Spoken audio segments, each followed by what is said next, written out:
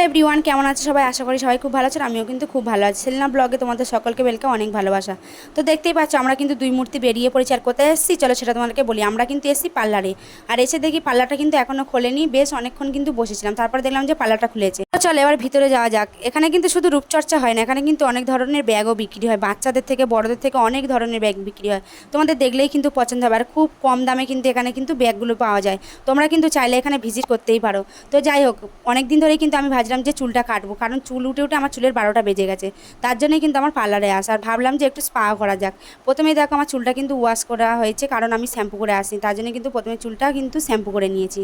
তারপরে কিন্তু দেখো চুল কাটিংয়ে বসে পড়লাম। আর আমার মুখটা দেখো, মনে হচ্ছে যেন খেতে চেয়েছিলাম বিরিয়ানি, আর দিয়েছে কিন্তু করলা ভাজা। তো যাই হোক, কি আর করা যাবে, চুলটা যেহেতু খুব ড্যামেজ হয়ে গেছিলো, তার জন্য কিন্তু আমার চুলটা কিন্তু কাটতেই হতো। তো চুলটা কাটার পরে দেখো চুলগুলো আমার ভাগ ভাগ করে নিয়েছে, নিয়ে এবারে কিন্তু আমার চুলে ক্রিমটা লাগিয়ে নিল। আর আমি কিন্তু লরিয়ালের ক্রিম ইউজ করেছি। তো যাই হোক, এবারে তোমাদেরকে এই দিদিভাইয়ের সম্পর্কে কিছু বলি। এই দিদিভাইটা কিন্তু বেশি দিন হয়নি, মানে পার্লারটা ওপেন করেছে, মাত্র 2 মাস হয়েছে। দিদিভাইয়ের ব্যবহারটা এত সুন্দর, তোমাদের কি বলে বোঝাতে পারবো না।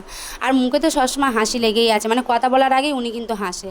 তো যাই হোক, আমার কিন্তু খুব ভালো লেগেছে। তোমরা কিন্তু চাইলে অবশ্যই কিন্তু এখানে আসতে পারো। কিন্তু আমার মাথায় লাগানো হয়ে গেছে। এবার দেখো উনি কিন্তু আমার মাথায় মাসাজ করে দিচ্ছে, আর মাসাজটা করার সময় কিন্তু আমার এত ঘুম পাচ্ছিল, এত আরাম লাগছে, তোমাদেরকে কি বলবো। তো যাই হোক, তারপর দেখো আমাকে কিন্তু স্টিমে বসানো ছিল, স্টিম করা হয়ে গেছে। এবারে দেখো ফেরে কিন্তু চুলটা ওয়াশ করে নিই। এবারে তোমাদেরকে বলি, তোমরা যদি এখানে আসতে চাও তোমরা কি করে আসবে। তোমরা কিন্তু শিয়ালদা থেকে ডায়মন্ড হারবার ট্রেন ধরবে, ধরে কিন্তু তোমরা সংগ্রামপুর নামবে, নেমে কিন্তু তোমরা ওখান থেকে অটো নেবে, নিয়ে কিন্তু তোমরা নামবে মন্দিরের বাজারে। মন্দিরের বাজারে কিন্তু একদম রাস্তার ওপরেই কিন্তু পার্লারটার নাম হচ্ছে কিন্তু মিশু লেডিস বিউটি পার্লার। তোমরা কিন্তু অবশ্যই একবার হলেও কিন্তু এসে দেখতে পারো। দিদিভাই কিন্তু খুব ভালো কাজ করে, আর কিন্তু খুব কম দামেই কিন্তু সমস্ত কিছু করে দেয়। আর ব্যবহার নিয়ে তো কোনো কথা হবে না, তোমরা কিন্তু একবার হলেও ঘুরে যেতে পারো। তো যাই হোক, আমার কিন্তু মনটা একটু খারাপ ছিল, কারণ যেহেতু চুলটা কেটে দিয়েছি আর খুব ছোট হয়ে গেছিলো, তার জন্য কিন্তু মনটা একটু খারাপ হচ্ছিল। তারপর ভাবলাম যে ঠিক আছে, চুল তো আবার কিন্তু বড় হয়ে যাবে। আর দিদিভাইটা কিন্তু খুব খুব খুব মিশুকে, মানে তোমার মনেই হবে না যে তুমি প্রথম ওনার সাথে মানে দেখা হয়েছে।